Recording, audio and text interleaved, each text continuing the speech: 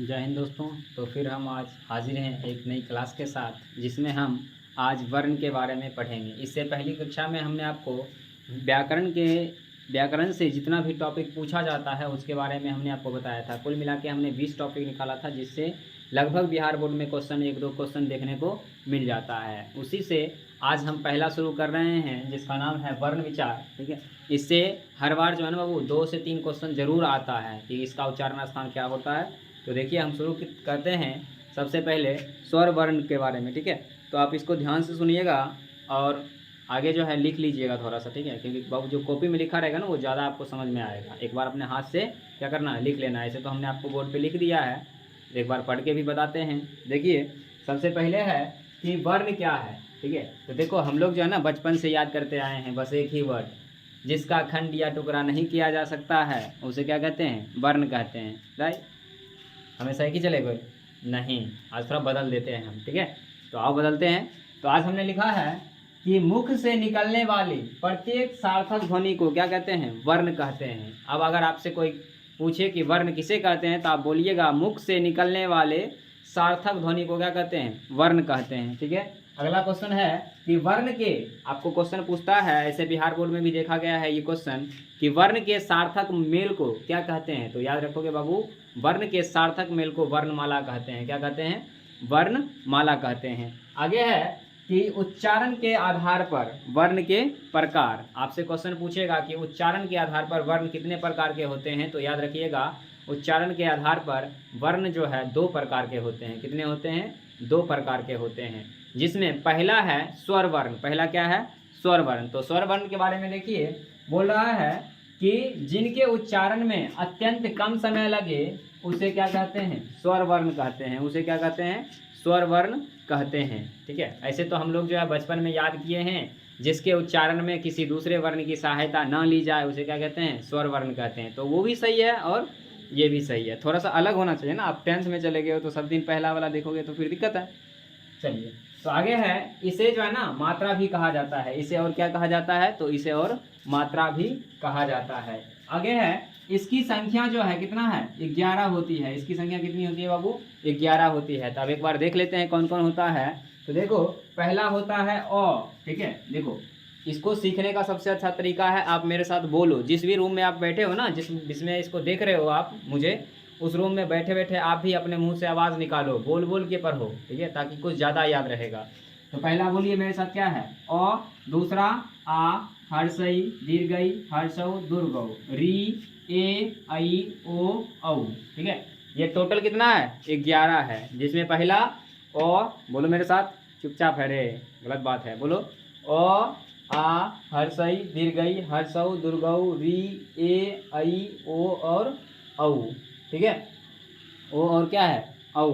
उसके बाद देखो हमने क्या किया है, स्वर वर्ण को भी बांटा है। ठीक है, तो स्वर वर्ण का भी बाबू 4 प्रकार होता है। कितना प्रकार होता है, 4 प्रकार। ऐसे तो आपको एग्जाम में अगर पूछिए स्वर वर्ण के कितने प्रकार होते हैं, तो याद रखना 3 ही मारोगे। कितना मारोगे, 3 ही मारोगे। एक नया हो, मतलब ये थोड़ा सा ये अलग आता है, इस कारण से इसको भी हमने लिख दिया है, ताकि क्वेश्चन अगर पूछे तो आप लोग कन्फ्यूजन में ना रहो। तो देखो, हमने स्वर वर्ण के प्रकार में इसको भी बांट दिया है। कितने भाग में, तो फिलहाल अगर आपसे आप पूछे तो कितना बताओगे, 3 ही बताना। ज़्यादा हमें डिटेल में नहीं जाना है, कि आप क्लास 10th में हो ना, तो इस कारण से 3 ही बताइएगा।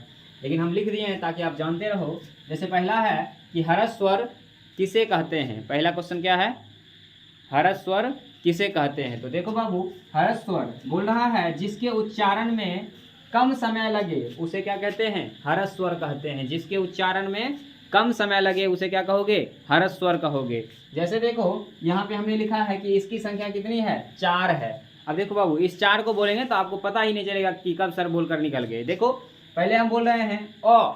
ठीक है, देखो कितना कम समय लग रहा है, अ, आ, अ, हर्षई हर्षौ री।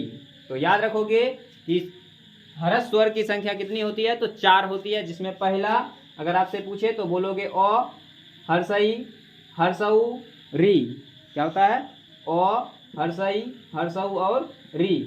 उसके बाद फिर दूसरा प्रकार आता है दीर्घ स्वर। कौन सा है, दीर्घ स्वर। तो आपको याद रखना है परिभाषा में, जिसके उच्चारण में हरस स्वर से 2 गुना समय लगे। मतलब हरस स्वर जब बोल रहे थे तो 1 गुना समय लगता था, उसका क्या होगा, दुगुना समय लगेगा तो उसे क्या कहोगे, दीर्घ स्वर कहोगे। जिसमें देखो हमने लिखा है इसकी संख्या कितनी होती है, तो 3 होती है। जैसे देखो अ बोल रहे तो कम समय लग रहा था, अब बोलेंगे आ, क्या बोलेंगे, आ, तो दो को अ मिलने से क्या बना, आ बना, तो इसके लिए इसका दुगुना समय लग गया, क्या, आ। दीर्घई, 2 दीर्घई मिलने से 1 दीर्घई बन गया, ठीक है, दुर्गऊ, ठीक है। तो पहला क्या है, आ दीर्घई दुर्गऊ, ठीक है। आगे बढ़ते हैं, तीसरा है संयुक्त स्वर क्या है, तीसरा क्या है आपका, संयुक्त स्वर क्या है। तो याद रखोगे बाबू, जो स्वर वर्ण के 2 स्वर वर्णों से मिलने से बनता है, मतलब वर्ण का जो है ना दो स्वर जब तक नहीं आएगा साथ में, तब तक ये इसका वर्ण का क्या होगा, उच्चारण नहीं हो पाएगा। मिलने से जो बनता है उसे क्या कहते हैं, संयुक्त स्वर कहते हैं। अगर आप देखोगे कि देखो जैसे ए बनता है, तो ए कैसे बनता है, या तो अ और हर्षई मिलाइए तब जाके ए बनेगा, या तो आ और दीर्घई मिलाइए तब जाके क्या बनेगा, ए बनेगा। अगर आई की बात करें तो या तो आप अ के साथ ए को मिलाओगे तब आई बनेगा, या आ के साथ आई को मिलाओगे तब आई बनेगा। ठीक उसी प्रकार से ओ जो बनेगा यहाँ, या तो अ मिलना चाहिए और हर्षऊ मिलेगा तब ओ बनेगा,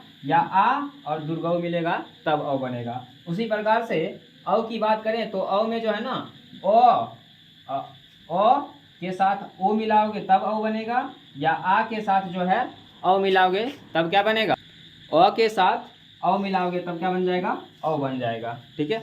तो यही है आपका स्वर वर्ण का प्रकार। बाकी एक हम एडवांस में लिखे हैं जिसका नाम है पुलुत स्वर। क्या नाम है, पुलुत स्वर। तो बाबू याद रखोगे कि हरस स्वर से, यानी हरस स्वर में देखो जब 1 गुना समय लग रहा था तो वो हरस स्वर होता था, जब उसका 2 गुना समय लग रहा था तो दीर्घ स्वर होता था। ठीक उसी प्रकार से इसके ही आधार पर हमने लिखा है पुलुत स्वर को कि जब हरस स्वर से 3 गुना समय लगे तब उसे क्या कहेंगे, पुलुत स्वर कहेंगे, उसे क्या कहेंगे, पुलुत स्वर कहेंगे। जैसे देखिए हमने लिखा है दो ही होवे करता है, ठीक है।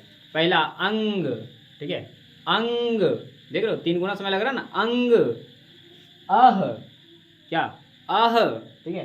तो देखो बाबू कभी कभी पूछता है कि अंग को क्या कहते हैं, तो याद रखोगे अंग को जो है ना अनुस्वार कहते हैं। क्या कहते हैं, अनुस्वार कहते हैं। उसी प्रकार से पूछता है कि आह को क्या कहते हैं, तो याद रखोगे आह को जो है ना विसर्ग कहते हैं। क्या कहते हैं, विसर्ग कहते हैं। उसी प्रकार से इस दोनों के मेल को क्या कहते हैं, तो कभी कभी आयोग वाह या नपुंसक वर्ण भी कहा जाता है। तो आपको पूछेगा क्वेश्चन कि नपुंसक वर्ण किसे कहा जाता है, तो याद रखोगे अंग और अह को। आयोग वाह किसे कहा जाता है, तो अंग और अह को। ठीक उसी प्रकार से कि विसर्ग किसे कहते हैं, तो अह को, और अनुस्वर किसे कहते हैं, तो अंग को। ठीक है, तो इतना चीज़ मेरे ख्याल से आपको याद होना चाहिए। ठीक है, याद अगर आप कर लेते हो तो शायद आपको 1 से 2 नंबर इससे देखने को एग्ज़ाम में मिल ही जाएगा। ठीक है, तो बढ़ते हैं फिलहाल आगे व्यंजन वर्ण के पास। चलिए दोस्तों, तो फिर हम आगे बढ़ते हैं। अभी फिर सीखेंगे हम व्यंजन वर्ण के बारे में। किसके बारे में सीखेंगे, व्यंजन वर्ण के बारे में। हमने आपको अभी थोड़ी देर पहले स्वर वर्ण के प्रकार में बताया था कि उच्चारण के वर्ण के प्रकार में बताया था कि उच्चारण के आधार पर स्वर वर्ण को 2 भाग में बांटा गया था, जिसमें हमने पहला बताया आपको स्वर वर्ण, ठीक है, और उसके 3 प्रकार के बारे में बताया था। आज हम फिर पढ़ेंगे अभी व्यंजन वर्ण के बारे में।